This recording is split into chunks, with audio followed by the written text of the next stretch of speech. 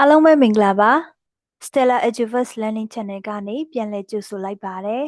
ဒီ channel ကနေပြီးတော့ IGCSE Business Study Subject ရဲ့ lesson တွေကိုဆွေးနွေးသင်ပြပေးနေတာဖြစ်တယ်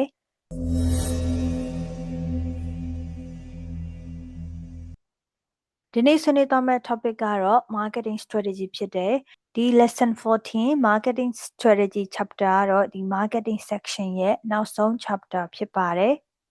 ဒီ chapter ကတော့စီးပွားရေးလုပ်ငန်းတစ်ခုကပြည်ပဈေးကွက် foreign market ကိုဝင်ရောက်ဖို့ရန်အတွက်ဘယ်လို marketing strategy တွေကိုအသုံးပြုလဲဆိုတဲ့အကြောင်းတွေကိုဆွေးနွေးသွားမှာဖြစ်ပါတယ်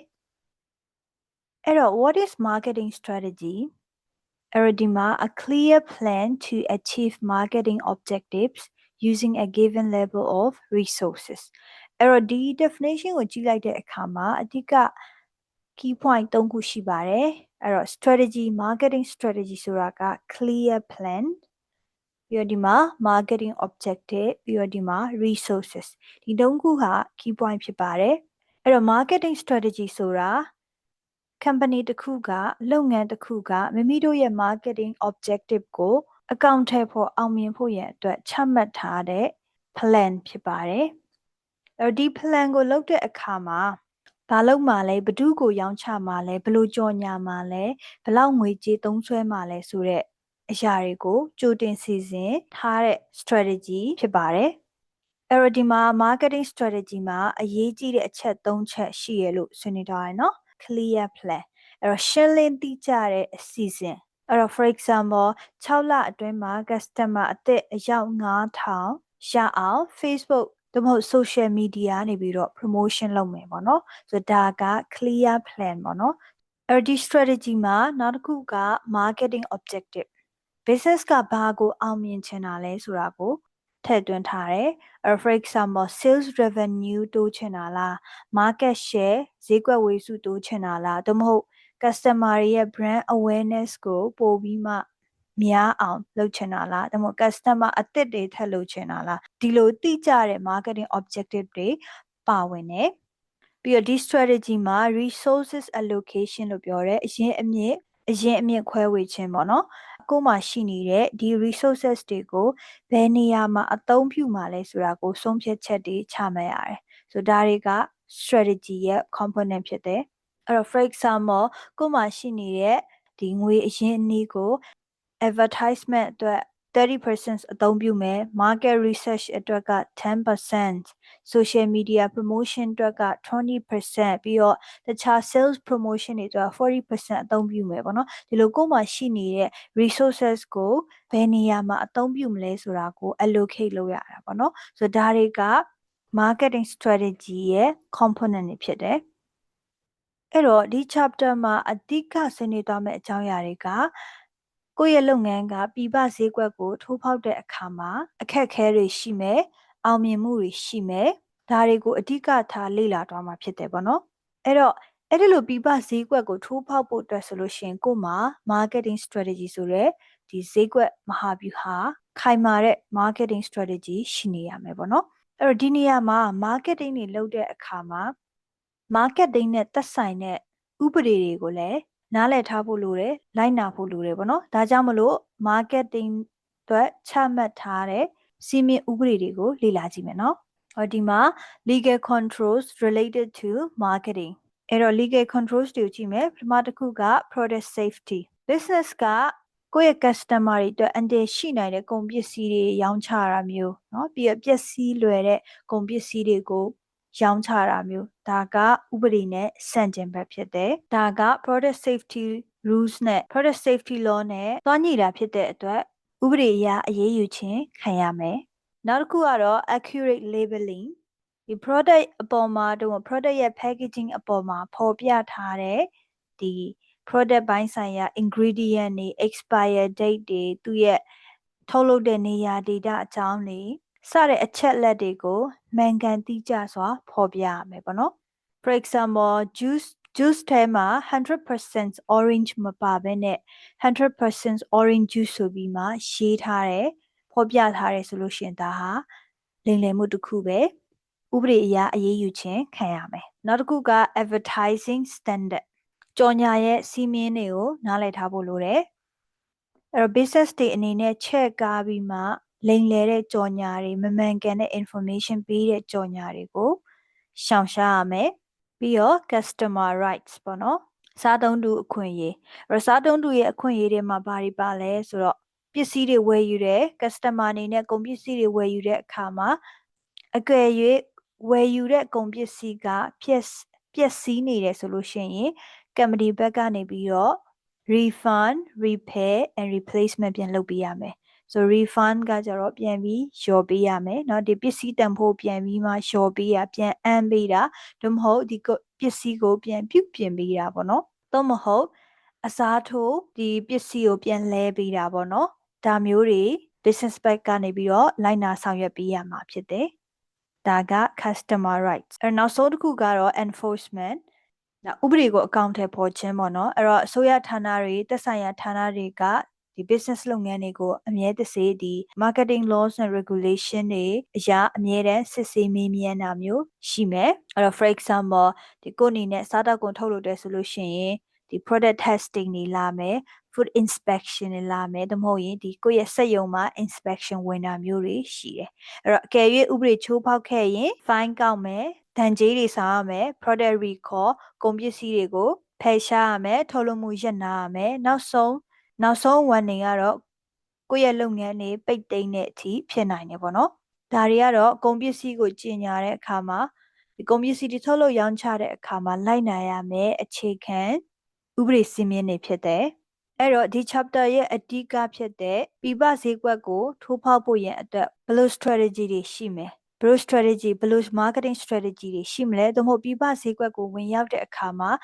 ကြုံတွေ့လာရမယ့်အခက်အခဲတွေအောင်မြင်မှုတွေကိုဆွေးနွေးတော့မှာဖြစ်တယ်။အဲ့ဒီမှာ opportunities and problems of entering foreign markets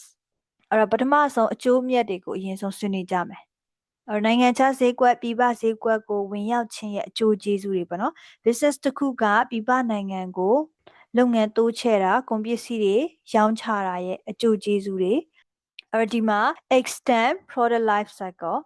ဒီ product life cycle အကြောင်းတော့ဒီ chapter 12မှာ marketing mix ရဲ့ product element မှာအကျယ်တဝင့်ဆွေးနွေးပြီးတော့ဖြစ်တယ်ပေါ့နော်အဲ့တော့ဒီမှာကိုယ့်ရဲ့ product life cycle ကိုဘယ်လိုမျိုးတိုးချဲ့မှာလဲပေါ့နော်ဆိုဒီမှာဆိုလို့ရှိရင်ကိုယ့်အနေနဲ့ပြည်ပဈေးကွက်ကိုဝင်ရောက်တာဒါကလည်း product life cycle ကို extend လုပ်နိုင်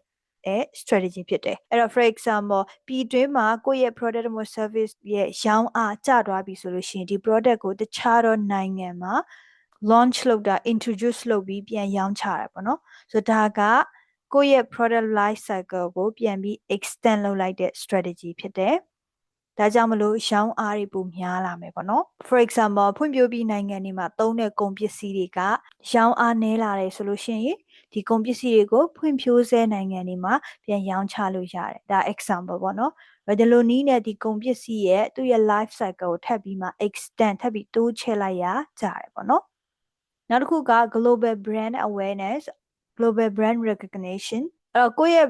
ကုန်ပစ္စည်းကိုတခြားနိုင်ငံတွေမှာရောင်းချတာဖြစ်တဲ့အတွက်ကိုယ့်ရဲ့ brand ကိုကမ္ဘာက customer တွေတည်သွားတယ်ဒါကြောင့်မို့ဒီမှာ larger customer base ပေါ့နော် customer တွေပိုများလာမယ်အဲ့တော့ကိုယ့်နိုင်ငံမှာလူဦးရေတန်း90ပဲရှိတယ်ဒါပေမဲ့ကိုယ့်ရဲ့ကုန်ပစ္စည်းကိုတခြားနိုင်ငံတွေကိုရောင်းချတာဖြစ်တဲ့အတွက်ကိုယ့်ရဲ့ global market မှာ customer တန်းရာနဲ့ချီများသွားမယ်ပေါ့နော်နောက်တစ်ခုက lower cost တခြားနိုင်ငံမှာကုန်ပစ္စည်းတွေထုတ်လုပ်ရောင်းချတာကကုန်ကျစရိတ်တက်တာနိုင်တယ်နော် for example တချို့တော့နိုင်ငံတွေမှာ labor cost တက်တာတယ်အလုပ်သမားတွေကိုပေးရတဲ့ salary နဲ့ wages တွေတက်တာတဲ့နိုင်ငံတွေရှိတယ်ဒီလိုမျိုးနိုင်ငံတွေမှာကိုယ့်ရဲ့ကုန်ပစ္စည်းတွေကိုထုတ်လုပ်ခြင်းအပြင်ကိုယ့်ရဲ့ production cost လျှော့ချနိုင်တယ်ပေါ့နော်နောက်တစ်ခုကတချို့တော့နိုင်ငံတွေမှာဆိုရှင်ဒါ factory cost တွေနည်းတယ် for example China မှာကုန်ပစ္စည်းတော်တော်များများကိုထုတ်လုပ်ရောင်းချတယ်ဘာကြောင့်လဲဆိုသူ့မှာ raw material ကုန်ကျန်းစရိတ်တက်တာတယ် labor cost အလုပ်သမားစရိတ်တခြားနိုင်ငံတွေနဲ့ယှဉ်ရင်ပိုတက်တာတယ်နှဲတယ်ပြီးရင်ဒီမှာ factory အများကြီးဖြစ်တဲ့အတွက်ကိုယ်အနေနဲ့ရွေးချယ်စရာတွေအများကြီးပေါ့နော်စက်ရုံတွေအများကြီးရှိရဲဒါကြောင့်မို့ကုန်ပစ္စည်းကိုဈေးတက်တာနဲ့အလွယ်တကူထုတ်လုပ်နိုင်တာဖြစ်တဲ့အတွက်ဒီစက်ရုံထုတ်လုပ်မှုပိုင်းဆိုင်ရာဆိုလို့ရှိရင် China ကိုရွေးချယ်လေးရှိရပေါ့နော်။ဘာကြောင့်လဲဆိုတော့ဒီ lower cost ကြောင့်ပါ။ကိုယ့်ရဲ့ကုန်ပစ္စည်း production cost လျှော့ချနိုင်ရင် business profit တိုးမယ်ပေါ့နော်အဲ့တော့ဒါတွေကတော့ကိုယ့်အနေနဲ့တခြားနိုင်ငံမှာကုန်ပစ္စည်းတွေထုတ်လုပ်တာရောင်းချတာဆိုလို့ရှိရင်ထုတ်လုပ်ရောင်းချခြင်းရဲ့အကျိုးကျေးဇူးတွေပါအော်ဒီမှာအခက်အခဲတွေရှိနိုင်တယ်အဲ့တော့ပြည်ပဈေးကွက်ကိုဝင်ရောက်တဲ့အခါမှာကြုံတွေ့လာရမယ့်အခက်အခဲတွေကတော့ဒီမှာ language and culture problem ဘာသာစကားမတူယဉ်ကျေးမှုမတူဒါကြောင့်မို့ customer တွေနဲ့ communicate လုပ်ဖို့ရတဲ့အခက်အခဲရှိနိုင်တယ်အဲ့တော့ for example ဒီ culture မတူတာပေါ့နော်တချို့တော့နိုင်ငံတွေမှာဒီအယောင်တယောင်ထားပါတော့နော်ကံကောင်းခြင်းလို့သတ်မှတ်ပေမဲ့တချို့တော့နိုင်ငံမှာတော့ဒီအယောင်ကိုတခြားတော့အတိတ်ပဲတက်ရောက်သွားတာမျိုးဒီမကောင်းတဲ့အတိတ်ပဲတက်ရောက်သွားတာမျိုးလည်းဖြစ်နိုင်တယ်ပေါ့နော်ဒါကဥပမာပါဆိုဒီလိုမျိုးနိုင်ငံတနိုင်ငံရဲ့ဒီယဉ်ကျေးမှုမတူညီတဲ့အခါမှာကိုယ့်ရဲ့ marketing strategy ကလည်းပြောင်းလဲအသုံးပြုရတယ်ဒီ culture တွေမသိဘဲနဲ့ marketing message တွေကကိုမထင်တဲ့ပေါ့နော်တခြားတော့အတိတ်ပဲကိုတက်ရောက်သွားစေတာမျိုးရှိနိုင်တယ်ပေါ့နော်နောက်တစ်ခုက economic differences เนาะနိုင်ငံတနိုင်ငံရဲ့ income တို့ဒီ currency တန်ဖိုးတို့ပြီးရင် transportation cost တို့ကမတူညီတာဖြစ်တဲ့အတွက်ကုန်ပစ္စည်းတွေထုတ်လုပ်ရောင်းချတဲ့အခါမှာကုန်စည်နှုန်းတွေတက်မှတ်တဲ့အခါမှာဒီကုန်ပစ္စည်းရဲ့ quality တွေကပြောင်းလဲရတာမျိုးတွေရှိနိုင်တယ်အဲ့တော့ for example luxury car တွေကဂျာမနီမှာရောင်းအားကောင်းပေမဲ့ဖွံ့ဖြိုးဆဲနိုင်ငံတွေမှာတော့ရောင်းအားမကောင်းနိုင်ဘူးပေါ့နော်။ဘာကြောင့်လဲဆိုတော့သူတို့မှာ economic differences လူတွေရဲ့ income level မတူနေတာကြောင့်เนาะလူတွေရဲ့ lifestyle မတူနေတဲ့အကြောင်းဖြစ်ပါတယ်ဆိုနောက်တစ်ခုက social differences เนาะ social differences ဆိုတာကတော့နိုင်ငံတစ်နိုင်ငံမှာရှိနေတဲ့ဒီ age structure ပေါ့เนาะတချို့တော့နိုင်ငံတွေမှာတော့တက်ကြီးပိုင်းတွေပုံများတယ်တချို့တော့နိုင်ငံတွေမှာတော့လူငယ်လူလက်ပိုင်းတွေပုံများတယ်ဒီလိုမျိုး age structure ကလည်းကုန်ပစ္စည်းဝယ်ယူမှုကုန်ပစ္စည်းရဲ့ marketing message တွေကိုအများကြီးလွှမ်းမိုးနိုင်တယ်။နောက်က gender တို့တချို့တော့နိုင်ငံတွေမှာတော့ gender equality ရှိရဲ့တချို့တော့နိုင်ငံမှာတွေတော့ discrimination နည်းနည်းလေးရှိတဲ့နိုင်ငံတွေရှိနေသေးတယ်မနော်။ဆိုတော့ဒီလိုမျိုးသူတို့ရဲ့ social differences တွေကလည်းကိုယ့်ရဲ့ marketing message ကိုအများကြီး influence ဖြစ်စေတယ်ပေါ့နော်။ပြီးတော့နိုင်ငံတစ်နိုင်ငံရဲ့လူဦးရေသူတို့ရဲ့ education level သူတို့ရဲ့ occupation ဆိုတော့ဒါတွေကလည်းကိုယ့်ရဲ့ marketing strategy တွေကိုအများကြီးတက်ရောက်နိုင်တယ်။ဆိုနောက်တစ်ခုက legal control နိုင်ငံတစ်နိုင်ငံရဲ့ဥပဒေစည်းမျဉ်းစည်းကမ်းတွေကမတူညီတာဖြစ်တဲ့အတွက်ဒါတွေကိုနားလည်သဘောပေါက်ထားဖို့လိုတယ် for example တချို့တော့နိုင်ငံတွေမှာ alcohol advertisement ကိုလုံးဝတားမြစ်ထားတဲ့နိုင်ငံတွေရှိတယ်နော်ဆိုတော့ဒါကြောင့်မို့ကိုယ့်ရဲ့ကုန်ပစ္စည်းအမျိုးအစားပေါ်မူတည်ပြီးမှဒီ marketing ဘိုင်းဆိုင်ရာ legal control တွေကိုလိုက်နာဖို့လိုအပ်တယ်ဆိုတော့ဒီဟာတွေကလည်းကိုယ့်အတွက်အခက်အခဲဖြစ်စေနိုင်တယ်နောက်တစ်ခုက lack of market knowledge เนาะကိုဝင်ရောက်မဲ့အဲ့ဒီပြည်ပတို့မို့အဲ့ဒီနိုင်ငံရဲ့ market အကြောင်းကိုမသိသေးတာဒါလည်းကိုယ့်အတွက် challenge ပဲเนาะအဲ့တော့ business ကိုလုပ်ငန်းကလည်းအဲ့ဒီ market အကြောင်းကိုမသိသလိုအဲ့ဒီ market မှာရှိနေတဲ့ customer တွေကလည်းကိုယ့် brand ကိုမသိသေးတာမျိုးဖြစ်နိုင်တယ်เนาะဒါကဒီ lack of market knowledge ပေါ့เนาะဒါကြောင့်မလို့ market research တွေအများကြီးလုပ်ရမယ်ဆိုတော့ဒါတွေကတော့ကြုံတွေ့ရမယ့်အခက်အခဲတွေ challenges တွေဖြစ်တယ်အဲ့တော့ဒီကြုံတွေ့လာမယ့်ဒီ challenges တွေ barrier တွေเนาะအခက်အခဲတွေကိုဘယ်လိုကျော်လွှားကြမလဲနိုင်ငံခြားဈေးကွက်မှာကြုံတွေ့ရမယ့်ဒီအခက်အခဲတွေကိုကျော်လွှားဖို့ရန်အတွက် strategy တွေရှိတယ်အဲ့တော့ဒီ chapter မှာတော့ strategy 3ခုကိုပဲအဓိကထားဆွေးနွေးတော့မှာဖြစ်တယ်ဒီမှာ overcoming foreign market barriers ဒီမှာ3ခုရှိရဲဒီမှာ franchising strategy joint venture strategy and licensing strategy strategy တစ်ခုချင်းစီကိုဆက်ပြီးဆွေးနွေးတော့မယ် example တွေနဲ့ပေါ့နော်အဲ့တော့ပထမဆုံး marketing strategy တစ်ခုဖြစ်တဲ့ franchising လုပ်ငန်း license ပေးခြင်း franchising ဆိုတာတော့ဒါ business owner ကမိမိရဲ့ brand နာမည်တွေ logo တွေ product တွေ business model နဲ့ operating system တွေကိုတခြားလုပ်ငန်းတခြားစီးပွားလုပ်ငန်းရှင်တစ်ယောက်ကိုအသုံးပြုခွင့်ပေးပြီးမှ franchise fee ရယူတဲ့စနစ်ဖြစ်တယ်ဒီ franchise လုပ်ငန်းအကြောင်းကိုတော့အရှိရ chapter တွေမှာလည်းဆွေးနွေးပြီးသားဖြစ်တယ်ပေါ့နော်အဲ့တော့အရှိရ chapter 3မှာလည်းပြန်သွားကြည့်လို့ရပါတယ်အဲ့တော့ဒီမှာ franchise လုပ်ငန်းလုပ်တဲ့အခါမှာ franchisor နဲ့ franchisee ဆိုရှိရနော်ဆို franchisor က business owner ဒီ brand logo တွေ business model တွေ operating system တွေကိုတခြားလုပ်ငန်းကိုအသုံးပြုခွင့်ပေးတဲ့သူ business owner ပေါ့နော်အဲ့ဒီမှာဆိုရင် KFC company McDonald company သူတို့က franchisor တွေဖြစ်တယ်အဲ့တော့အဲ့ဒီ license ကိုဝယ်ယူတဲ့သူကတော့ franchisee ပေါ့နော် အဲ့တော့ license တွေဒီ franchise license ကိုဝယ်ယူတဲ့အခါမှာအဲ့ဒီ owner business owner အဲ့ franchisor ရဲ့ business idea တွေရမယ် trademark တွေ operation model တွေ brand logo အသုံးပြုခွင့်အပြည့်အဝရသွားမယ်တို့ပေမဲ့ franchise fee ပေးရတယ်ပြီးတော့လစဉ်ကိုယ့်ရဲ့ရောင်းအားတမောအမြတ်ပေါ်မူတည်ပြီးမှ percentage တစ်ခုကို franchisor ကိုခွဲဝေပေးရတယ်ဒါ franchisor နဲ့ franchisee ရှိရနော်ဒီ chapter မှာတော့ကိုကနေပြီးကို business ကပြပဈေးကွက်ကိုဝင်ရောက်တဲ့အခါမှာအသုံးပြုလို့ရတဲ့ marketing strategy တွေကိုဆွေးနွေးနေတာဖြစ်တဲ့အတွက်မိမိရဲ့လုပ်ငန်းကတခြားဈေးကွက်နိုင်ငံခြားဈေးကွက်ကိုဝင်ရောက်ဖို့ဆိုလို့ရှိရင် franchise ရောင်းချပြီးမှလည်းဝင်ရောက်လို့ရတယ်ပေါ့နော်အဲ့တော့ဒီမှာဆိုရှင်ကမ္ဘာကျော် brand တွေဖြစ်တဲ့ 7-Eleven, McDonald, KFC, Burger King ဆိုဒါတွေကတော့ successful brand တွေဖြစ်တဲ့ global brand တွေဖြစ်တဲ့အတွက်ဒီ brand ကိုဝယ်ယူပြီးမှကိုယ့်ရဲ့နိုင်ငံတွေမှာပြန်ပြီးရောင်းချချင်တဲ့ franchisee တွေကတော့အများကြီးပေါ့နော်အဲ့တော့သူတို့ကကြတော့ဒီလုပ်ငန်းတွေကကြတော့ဒီ franchising လုပ်ငန်းကိုသုံးပြီးမှသူတို့ရဲ့ market ကိုတိုးချဲ့ကြတယ်အဲ့ဒီမှာအတာချက်နဲ့အားနည်းချက်ရှိရယ် franchise လုပ်ငန်းပေါ့နော် franchise ပေးမယ်ဆိုလို့ရှိရင်ပေါ့အဲ့တော့ကိုယ့်ရဲ့ business ကိုမြင်မြင်တိုးချဲ့နိုင်သွားမယ် risk နည်းတယ်နော်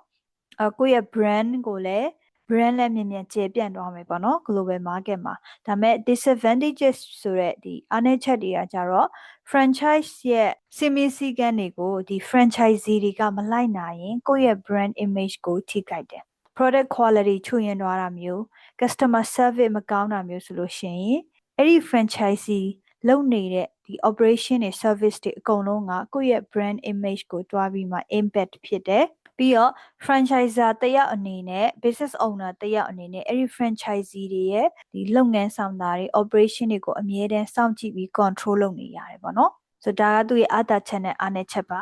နောက်တစ်ခုကကြတော့ licensing ပေါ့နော်ဒါကတော့အသစ်ဖြစ်တယ်နော်ခုနက franchise ကကြတော့ chapter 3မှာဆွေးနွေးခဲ့ပြီးသားတွေရှိတယ်ဒါကြတော့ licensing ပါဆို licensing ဆိုတော့ business တစ်ခုကနေပြီးတော့သူ့ရဲ့ patent right တွေ copyright တွေ trademark တွေ technology တွေကိုအသုံးပြုခွင့်ပေးရဒီတခြားလုပ်ငန်းအောင်ပေါ့နော်အဲ့ဒါ licensing ဖြစ်တယ်ဒါကြောင့်မို့ဒီမှာ a business in one country permits a firm or a business in a foreign country to produce its branded product under license အဲ့ဒီမှာလဲ franchise လုပ်ငန်းလိုပဲ licensor နဲ့ licensee ဆိုပြီးရှိရယ် license ပေးတဲ့သူ license ရောင်းချတဲ့သူက licensor ပေါ့နော်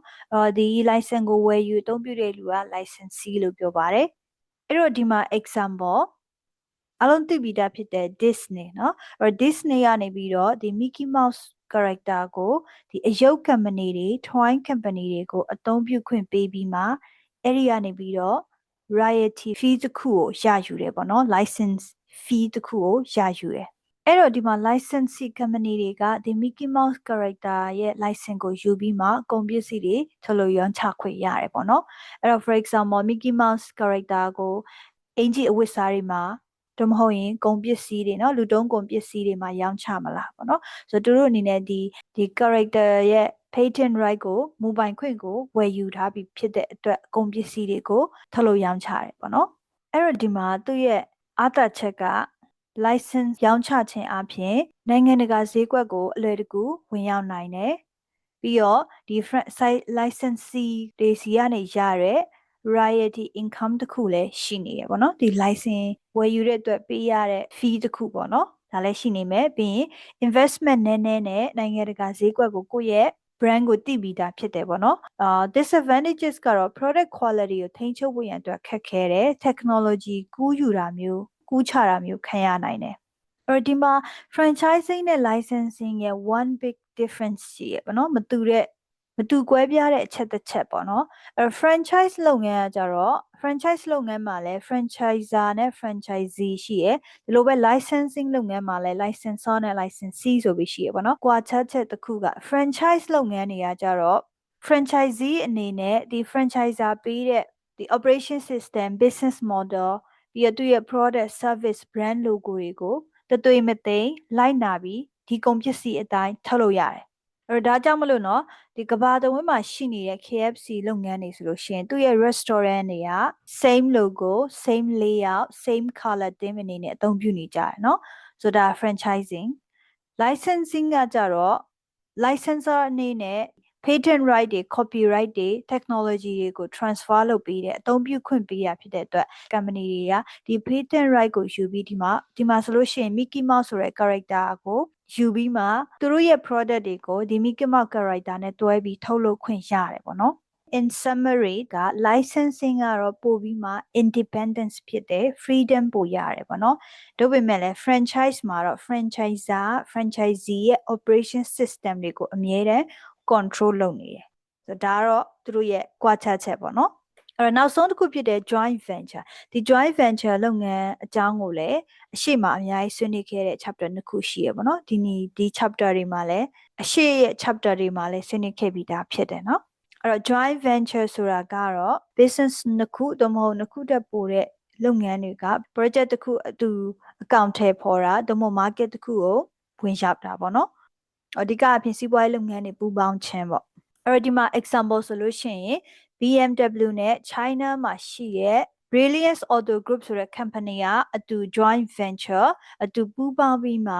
research and development တွေလုပ်တယ် BMW ကားတွေအတူထုတ်လုပ်တယ်ပြီးတော့ BMW ကိုဒီ China မှာရောင်းချဖို့ရအတွက်ဒီ sales ပိုင်းဆိုင်ရာเนาะရောင်းအားပိုင်းဆိုင်ရာတွေမှာအတူပူးပေါင်းလုပ်ဆောင်တယ်ဒါက example ပါအချင်းချုပ်ကတော့ BMW နဲ့ Chinese local company တို့ပူးပေါင်းပြီးမှ China မှာ BMW ကားတွေကိုထုတ်လုပ်ဖို့ရအတွက် joint venture လုပ်ထားတယ်ပေါ့နော်ဒီလို joint venture လုပ်ခြင်းအပြင် BMW ကလည်းဒီ Chinese market ရဲ့ဒီ local market knowledge ကိုမြန်မြန်နဲ့လွယ်ကူကူ